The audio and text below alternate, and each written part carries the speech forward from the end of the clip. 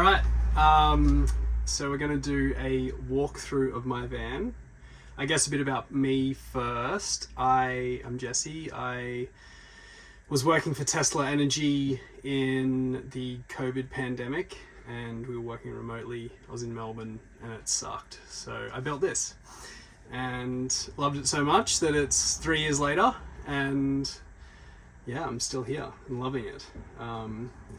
But I am selling it now. So the life changes, and I'm ready to move on into some cool different stuff. And this van is going to be for sale. So I'm going to do a walkthrough. It's a pretty amazing van. I'll do the inside, and then it's kind of raining a bit today, so I might do the outside another day. But let's get the inside done. So starting at the start. So this is where you would walk in. The fridge is just here. So it's a 130 litre 12 volt fridge. Just sits in the end of the cabinet there, which is kind of brilliant. And then we've got the induction cooktop on top. The whole van is powered from electric things. So there's no gas, electric hot water, electric cooking, and there's the battery and everything to power all of that, but I'll get to that later. This seat turns around for maximum seating capacity. I'm actually by myself a lot of the time, so it doesn't stay that way very often. But yeah, that's my privacy curtains as well. So with those shut, I've got also got these privacy screens for the side, which are actually insulated. I spent a lot of time in the snow and like sub-zero temperatures, so each window has a thermally insulated privacy screen, which is great. Like it fully just blacks out the van and you can't tell there's anyone inside. I've also got some like windscreen covers and side window covers for the front, but I normally just don't use them. I normally just put the curtains down, put each, if I'm in the city or if I'm in the snow or something, put the sides down, and then we're good to go. The bed is pretty clever. So it's it's a couch. Voila. It's quite long. And it's not just foam. It's actually like an inner spring mattress. So it's got springs and it's really comfy. It's a pillow top as well. So there's 70 mil of spring, 25 mil of foam top or something like that. But there's two locking runners, which just you pull up like that at each end, and then just pulls across, and that's that bed. I also have like the full bedding up in here, so like sheets and doonas and pillows and things. But fundamentally, like the mechanism of it is pretty simple. And that just locks in and it can't fly away anymore. Drawer wise, we've got masses of storage. This is, I keep wetsuits and things in here and some pantry things. Also, if there's a girl, you can empty that out and have your girl to have a spot. This is my toolbox, currently missing some tools. This is my pantry, the important things in life. We have another box full of things. We have plates and cutlery. You can see all the cabinetry has been professionally done as well. So I built all of the cabinetry, or all of the shelves and things, and had a professional cabinet maker kind of build all the drawers, which means that it's all really nice.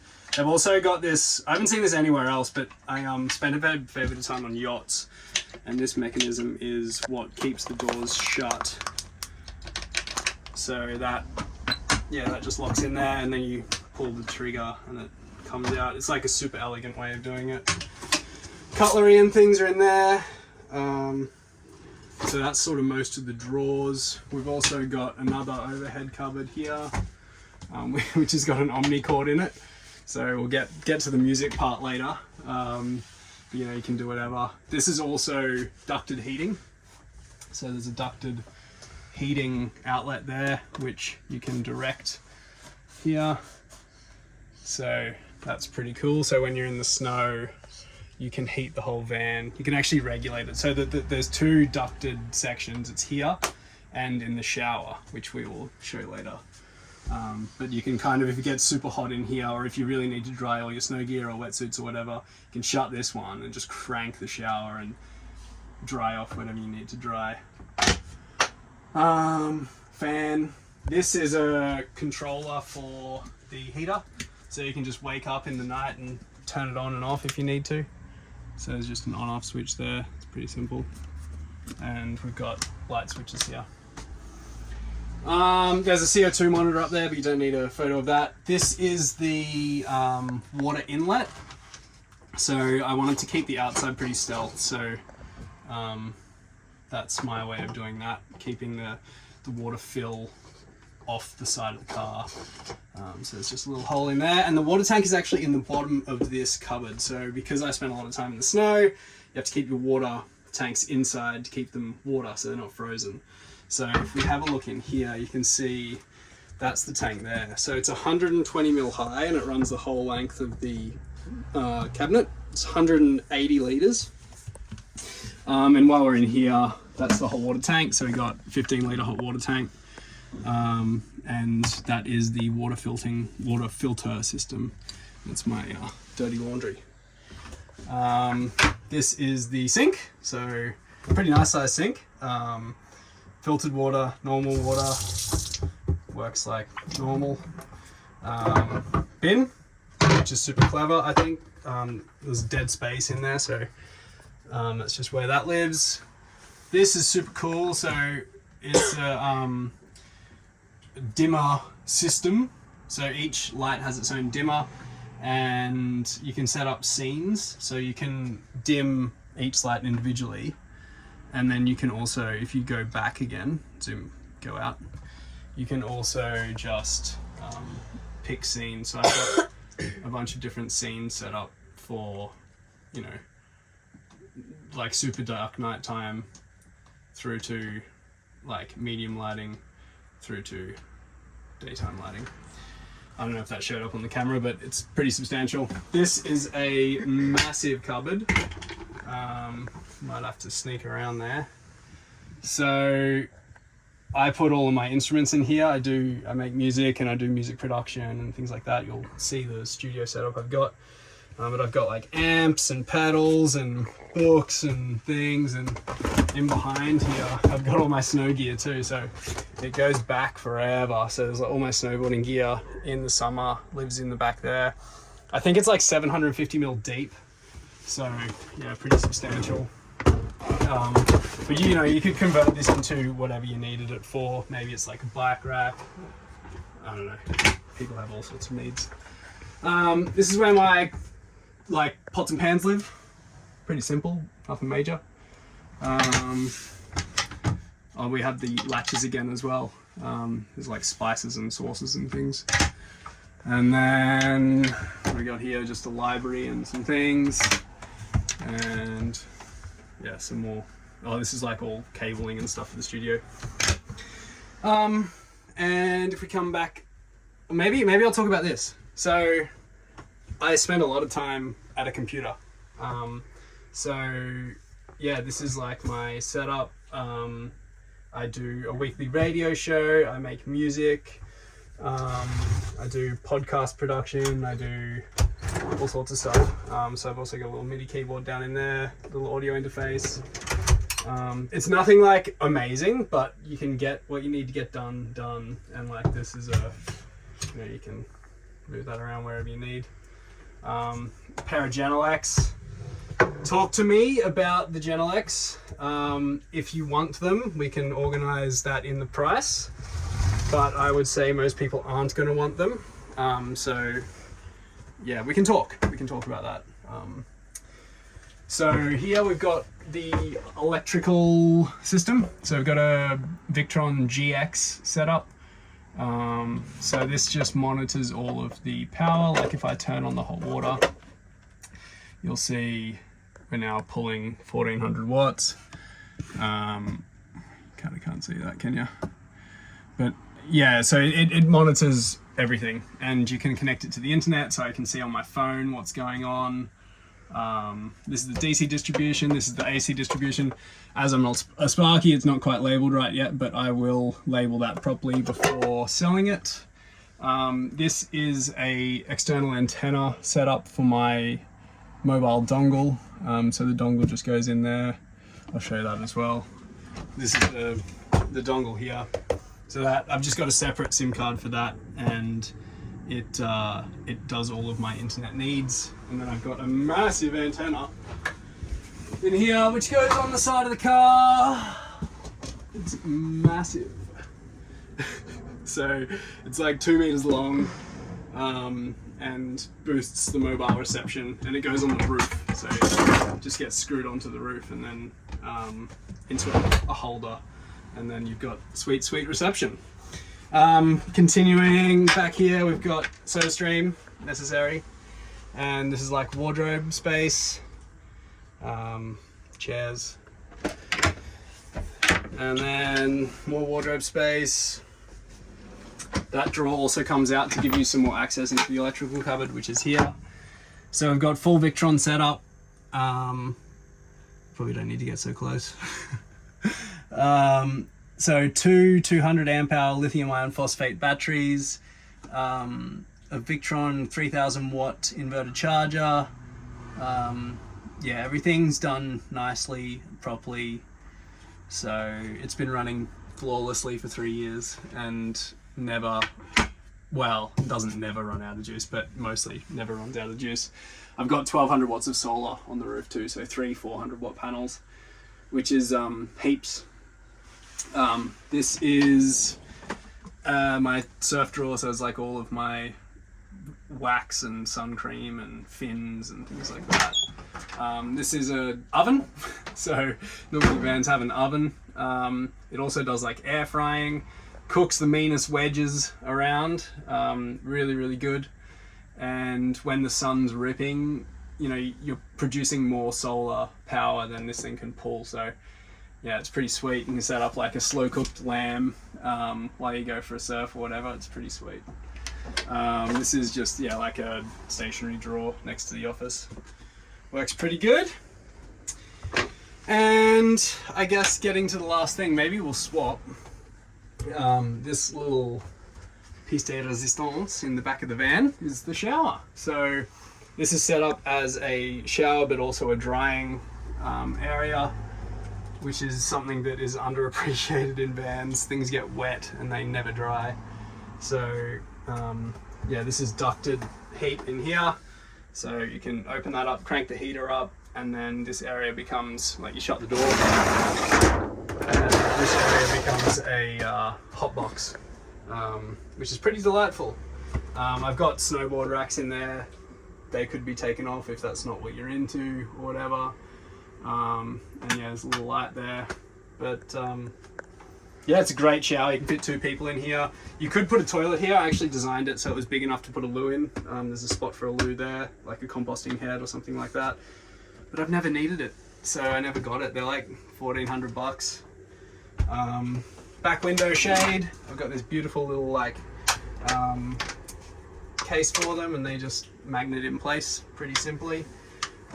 Everything's pretty swifty. It's pretty tight and nicely done. Oh, the sucky fan. So standard max fan, except you can leave it open all the time because the solar panels are on, like, above it. So it just basically stays on open the whole time and sucks air. I think that is it. As I said, I'm going to do an outside walkthrough. Do we do the parquetry floor? Look at the floor. How nice is the floor?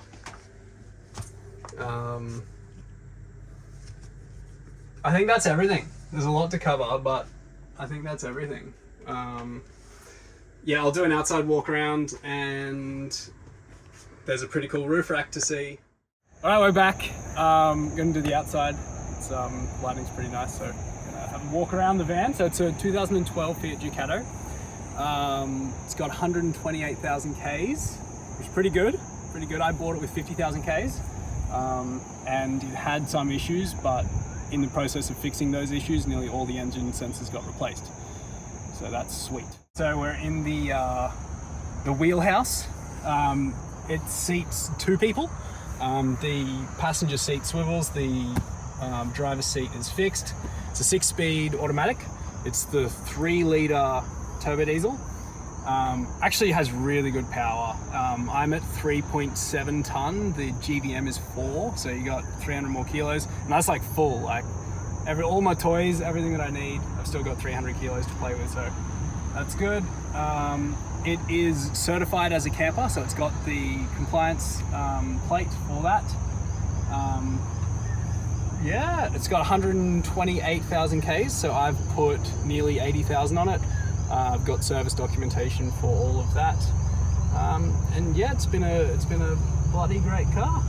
Oh, we've also got an updated head unit, so it's got Apple CarPlay, all of that fancy stuff with all the maps and things like that integrated, and hands-free and everything like that. Probably the biggest thing, actually, let's talk about tires. Let's talk about the tires. So we got BFG all-terrains on the truck, mainly just for slippery grass. If you get in there, I've also got the Alco shocks coilovers on there. So they give it a 40 mil lift, which really helps with any ground clearance or anything like that. The headlights have just been replaced, so they're nice and shiny and new. Yeah, it's looking pretty good. The roof rack is probably one of the main drawbacks. I get a lot of people walking past and kind of being like, whoa, what's going on? So yeah, there's 1200 watts of solar up there. There's 3 400 watt SunPower Maxion panels up there, and that powers everything. And it actually tilts up as well, so you get 50 degrees tilt, which is awesome if you're in like down south in the snow or whatever. You can angle the car to the best angle for the sun and still pull like 1100 watts in the middle of winter, which is a big deal. Cook your roast in the afternoons while you're sun setting and angle the car right, and you're happy days. The top of the roof rack is held down with some latches.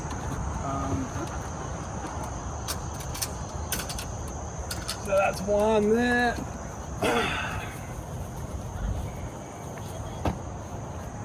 Through that and through that. And then everything that's up on the roof is safe. So when the doors are all locked, you can't get to the top. This is the ladder access to the top of the car. So yeah, we can just climb up there, and that just opens up, and then you have full access up to get whatever you need. Yeah, and then now to sit up there, pretty happy. I do have some ropes for like stays when it gets super windy.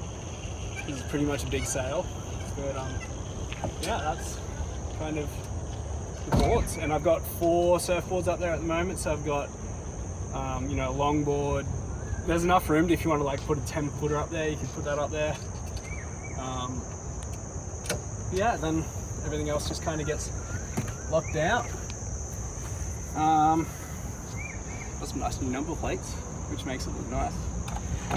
Yeah, this car is very much like ready to go for anyone that's looking for an adventure vehicle like that's all weather, all conditions. So it's got rego till February next year, and it's just been serviced, so it's literally like ready to go. The tires have probably still got maybe 30,000 Ks left on them. So yeah, really good car. It's been super reliable. I've had no issues. Like once I got those other things sorted out. The piece de resistance is probably this. I had a lot of shoulder issues, so I put this chin-up bar on, and it's the best thing ever. So yeah, you can get your back all nice and strong and yeah, get buff. I think that's it.